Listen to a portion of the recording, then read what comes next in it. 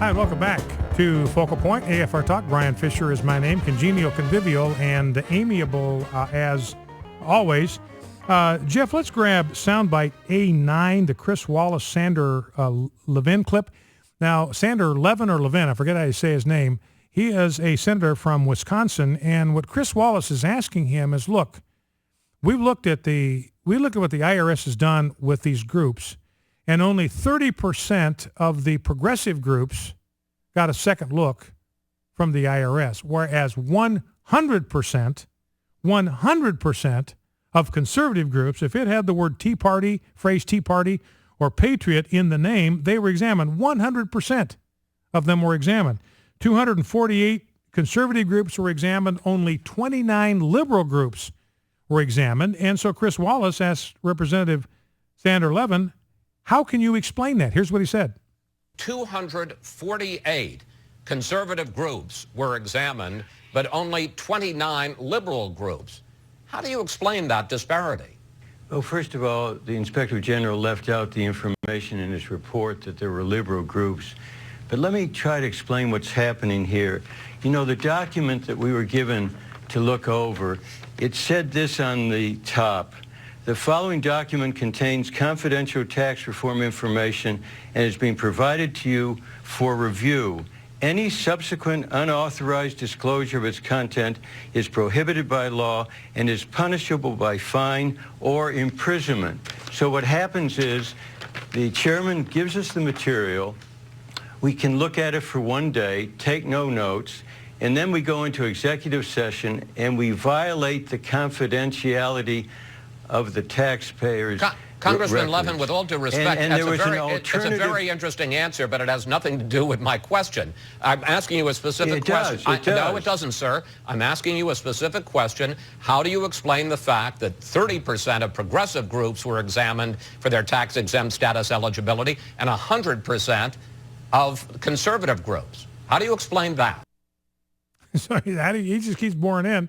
And Levin keeps giving him these completely irrelevant responses, which means they've got no answer for this. They know that they are dead to rights on this. They know there has been a concerted campaign on the part of the IRS to pursue conservative groups. James Taranto, Wall Street Journal, I've mentioned before, he wrote a column some time ago looking at how the IRS had basically suppressed the Tea Party activity leading up to the election of 2012. And basically says, look, that may very well have determined the outcome of this election because the IRS so repressed and suppressed the Tea Party groups by rejecting, delaying, cobbing up their request for tax-exempt status. They could never get traction.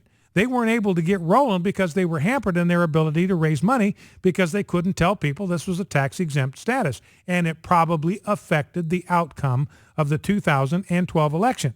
And you listen to Levin bob and weave and doesn't answer the question. That means it's very clear that they know that they are dead to rights. And let's go to, Rob, if we can, clip 5. This is Bob Woodward on again with the same guy, Chris Wallace, Fox News. And what Bob Woodward is being asked here by Chris Wallace, look, how serious is this IRS scandal? By the way, Lois Lerner, she lives in a $2.4 million mansion. She's collecting a pension right now, I think $50,000 a year. So she's skating right now. We don't know what will happen with this contempt vote, but according to the rules, the House of Representatives actually can hold her. I mean, they can detain her. They can place her in custody until the end of this congressional session. And then the next Congress, when it's seated, which would be next January, they would have the option to renew that detention if they wanted to do it. I mean, she would technically, her detention, the authority of the House to detain her would be over the moment that Congress adjourns officially, but they do have the legal authority to detain her, put her in some kind of holding tank, holding cell, I guess they're in the House of Representatives, or maybe I don't know where they put them, but it hasn't been done in a long time, I think since 1875 or something, but they can do it, or 1935 or something, but they do have the authority to do it.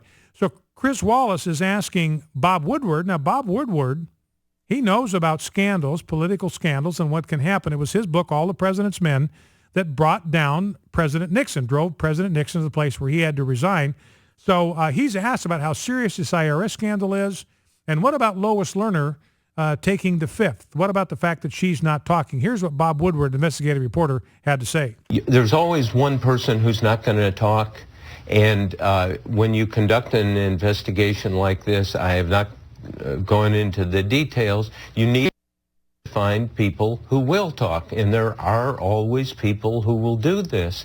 And, we should dig into it. There should be answers. It's quite correct. And for the president to take that position is very, very unusual, and say there's not a smidgen of evidence here. Clearly, I mean, George has got a good list. I think actually there's more. And there's a question, and you're right, the IRS, particularly this week, as we know, will file our tax returns, has a big place in everyone's life, and they have immense power, and the power of the federal government to come and say, we're auditing you, or we're going to do something to you. I mean, it's a 10-ton truck coming at you, and it's the sort of thing that the leadership in the White House should take a position. Look, we will not tolerate this. So that's Bob Woodward saying, look, there's a scandal here. There's something here. And it's true, Lois Lerner won't talk. Maybe she'll be held in contempt. Maybe she'll be offered immunity. Maybe she will spill the beans. But Bob Woodward says, look, I'm kind of wondering about the competency of this committee, because you can always find somebody that is willing to talk. They found somebody in the Watergate scandal who was willing to talk, and the whole house of cards subsequently collapsed.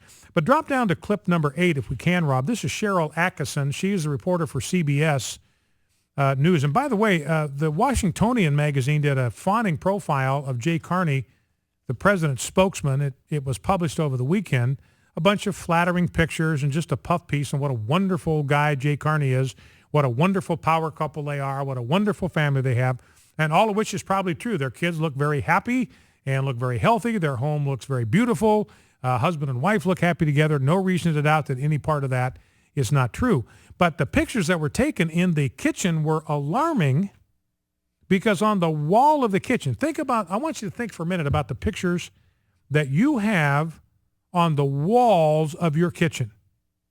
Think about what you have, where you eat, where kind of you relax, your dining area or your kitchen or your dining room. Especially think about the kitchen. If you got a breakfast nook or whatever, think about the pictures that you have on the walls there where your family spends its time together. And I'm willing to bet that they're going to be pictures that reflect some values that are important to you. They're probably going to be family portraits there. There might be a Bible verse on the wall. There might be a patriotic picture of the American flag. There may be pictures of your extended family on the wall. You may have stuff that the children have done at school. Do you know what Jay Carney and his wife have on the wall of their kitchen? They've got young kids under the ages of 10. And the posters on the wall of their kitchen are Soviet propaganda posters. That's what they've got. So that's what their kids are growing up with. Every morning they have their Post Toasties, and there's Soviet propaganda staring down at them from the wall of the kitchen. Now here is Sharyl Atkisson, clip number 8. She's done good reporting for CBS, did good reporting on Benghazi, and as we saw, they shut her down. When she started to get too close to the truth, her bosses at CBS completely shut her down. And remember, we've explored this before. The number of, it's a very incestuous, I'm using that symbolically or metaphorically, a very incestuous thing you have going on with the people at the top of the pyramid of network news organizations and highly placed people in the Obama administration. Sometimes they're husbands and wives, or they're related as siblings, or they have some other kind of extended family relationship, cousins or whatever. And so there's just no way in the world. I mean, these people have to eat Thanksgiving, dinner together. They got to see each other at Christmas. There's no way somebody at the top of the food chain at CBS News is going to rank on the Obama White House, because they've got to spend holidays with people who are highly placed in the Obama administration. So the fix is in. And on top of that, there is the capacity of the Obama administration to lean pretty heavily on the media outlets. And here is Sharyl Atkisson talking about her experience with White House pressure. Let's listen. Now, there have always been tensions. There have always been calls from the White House under any administration, I assume, when they don't like a particular story. But it's particularly aggressive under the Obama administration, and I think it's a campaign that's very well organized, that's designed to have sort of a chilling effect, and to some degree has been somewhat successful in getting broadcast producers who don't really want to deal with the headache of it. Why put on these controversial stories that we're going to have to fight people on when we can fill the broadcast with other perfectly decent stories that don't ruffle the same feathers? So are you saying that you and other reporters and journalists have made these observations, obviously, about this administration's hardball tactics? Are you saying that you personally got a lot of pushback from Obama administration officials, White House officials, on stories you were doing, or that they went over your head and tried to apply some pressure to your bosses? Both. I mean, they worked through me, and they often went over my head to the bosses. I didn't always know when they did so, but they would sometimes refer to it later, or I would be copied on an email, or bosses would copy me on emails, and they would consistently tell me, even really the last year or so, if I would write an article online, which would be, sort of the fallback position when something couldn't get on television but was still a great story that could be circulated, I'd publish it online. They would even call about those. So she's talking there with Howard Kurtz, who's an experienced newsman himself, and essentially what she's admitting is, look, there is no such thing as journalism anymore in the mainstream media. I call it the mainstream media because these people are mean to conservatives. They've got an agenda. And so she's admitting, Sharyl Atkisson, she tried to step off the plantation, off the reservation, do legitimate, honest journalism, objective journalism, find the facts, report the facts, and she got grilled and she got drilled, and eventually she got fired for trying to do honest-to-goodness journalism for CBS, for one of the mainstream media outlets. So basically what she's saying is, look, journalism is dead in America. It's gone. It's toast. It's history. You're not going to find it. That's why we need outlets, by the way, like Focal Point, American Family Radio Talk Network. That's why we need conservative talk radio. There's got to be some venue out there where the truth can be told, where active, honest-to-goodness journalism can actually take place. And right now, it's got to be alternative media, conservative talk radio. You can get some on Fox News. That's a pretty good outlet. You're going to get it here at AFR Talk. But what she's saying is journalism is dead, and journalists today, mainstream media journalists, are nothing more than paid political hacks for the Obama administration. They are nothing more than press agents for the Obama administration.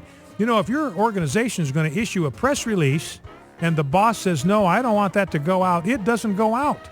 So essentially what she's saying, look, we work not for the American people. We work for the president. He gets to control our message. Back in 2.